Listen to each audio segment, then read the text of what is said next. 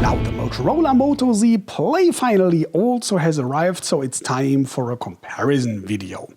We see the differences of both, what that means in real-day life, and we have first test results for you. Battery runtime test, processor performance, including a little game check, and of course, what's the better decision for you.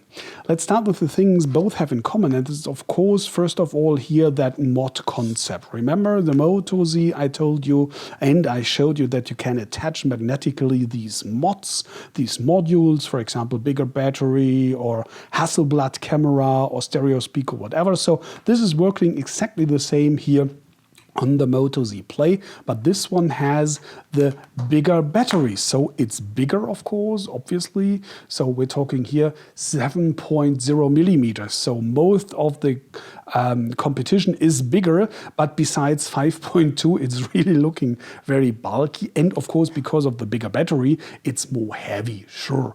163 grams instead of 138. So this is a different league, but in my opinion, still better and looking better than you would buy the Moto Z and realize, oh, well, the battery doesn't bring me through the day, so I need that battery pack. And that is really bulky and huge and heavy, so it would be better just go for the Play. But that's just my personal opinion, of course.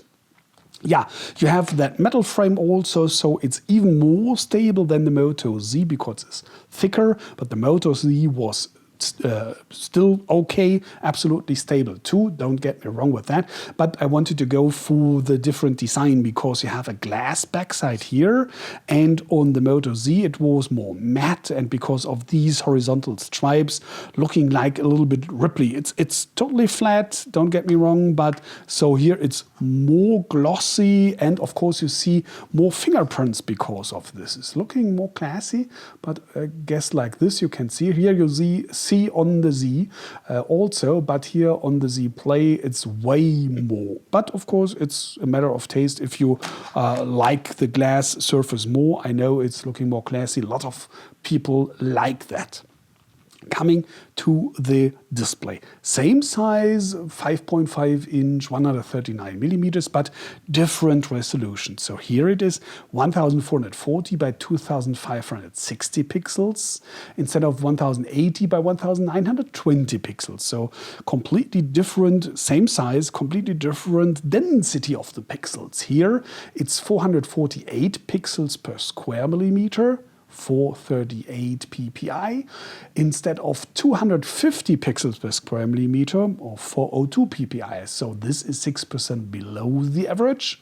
Still okay, but here we're 69% above the average. So 80% higher pixel density here.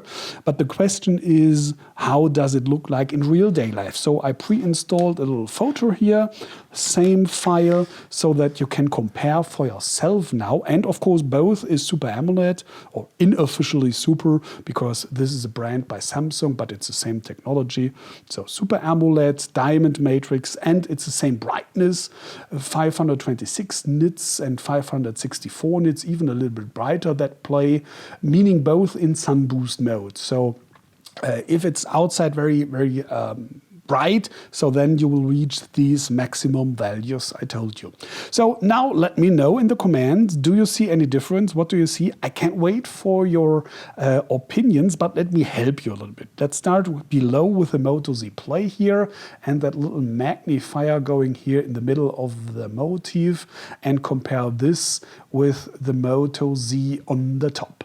So if you look very carefully, you will see some differences. You see a little bit more details here on the Moto Z than on the Moto Z Play. That's clear, okay, but let me call it like that. If you already need a magnifier, then I wouldn't lay my buying decision onto that, but it's just your decision. So for me, it would be absolutely okay.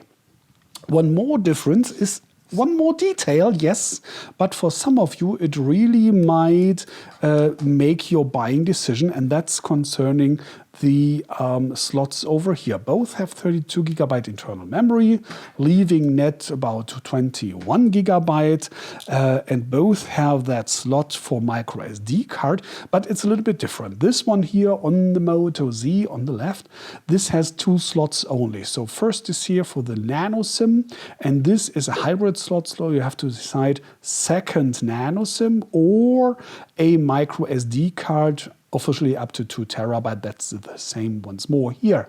So this is hybrid and not really true dual SIM. Looking different here on the Moto Z Play.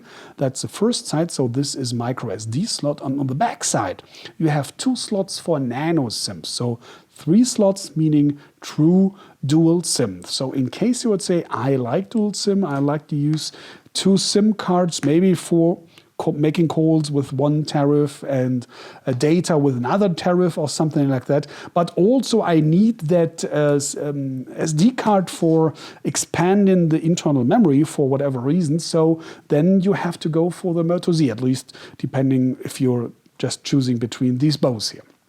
Yeah, so that's one of the small details you have to be careful. Then coming to the cameras. On the front, it's exactly the same. You have the LED front flash here, photos in 5 megapixels and video in full HD. And on the back side, it looks at least quite the same. You have the dual tone flash here, you have 4K video, but you have different photo resolution, 13, 16 megapixels, but wait, unfortunately, we don't have that optical image stabilizer here that the Moto Z only has. So, but that's depending on the price. Let's come to that. It's 449 euro instead of 699. Like always, Germany, Europe, including tax, may vary depending on your country. So some pieces have been just spared to get that price, I guess. So we have to wait for the final test, of course. By the way, that's coming always as text on my website, mobiwatch.net. You just can click on the icon on the upper left corner here, but you don't have to be a prophet to know, all right, the Moto Z Play will do not so great in the low light conditions, for example, in the evening, at night. So I guess this is kind of clear, but to be sure, let's wait for the test. Then Snapdragon processors on both, right, but completely different, because here it's the 625 instead of 820. So some of you might think, oh, well, it's even better because I have 8 cores instead of 4 and they're clocked with 2.0 gigahertz instead of 1.8. Great, but you once more have to look careful because let's start, for example, this app here to see you won't realize anything like that in some difference in real day life with scrolling through and opening apps and whatever. It's both okay. But in the benchmarks, you will see that here it's just the Adreno 506 instead of 530 graphics module, and especially 3 instead of 4 GB of RAM. Totally enough for every daytime tasks, but in the benchmarks you see it. Here, pardon. Here we're 10% above the average, and this is 64% above the average, one of the best results you can get with Android. So absolutely okay, the Moto Z for almost every one of you, I'd say.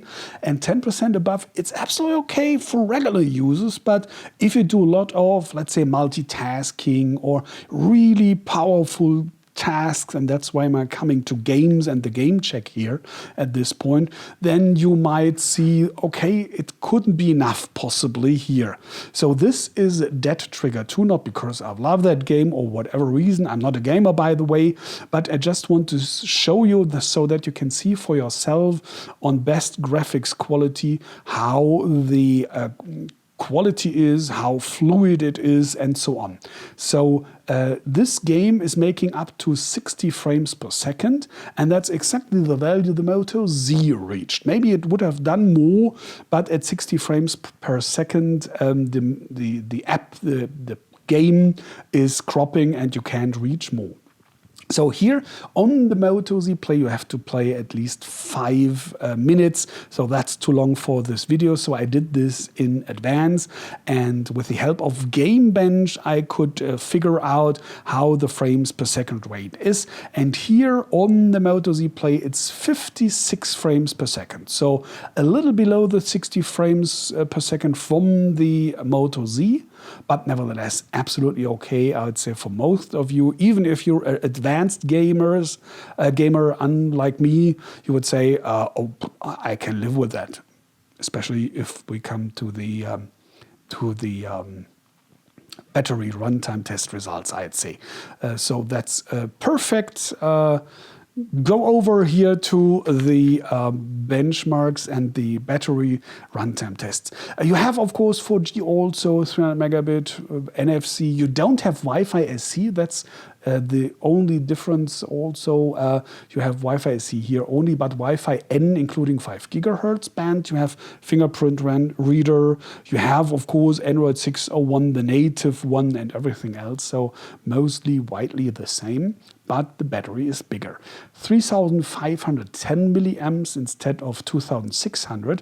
And so in the runtime test, the Moto Z, remember, 532 minutes, that's 9% above the average. So meaning regular users will come through the day. But if you're an intense user, almost like gamer or using it a lot, so you will have to recharge during the day, or you need that battery pack or power pack, whatever.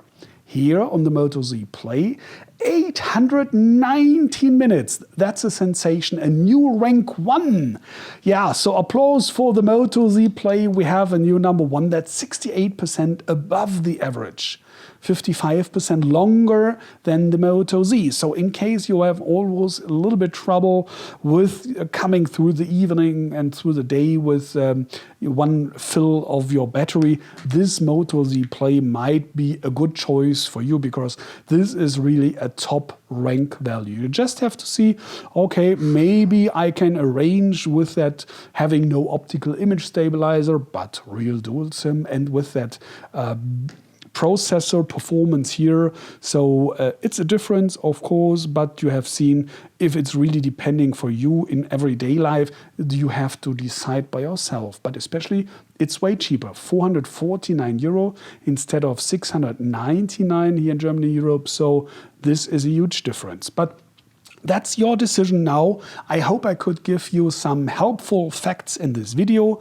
More is coming as a final test as text on my website, mobiwatch.net, as soon as possible. The review of the Moto Z, by the way, is already online there. If you want to, just click on the icon here and see it. Thanks for watching. Take care and bye.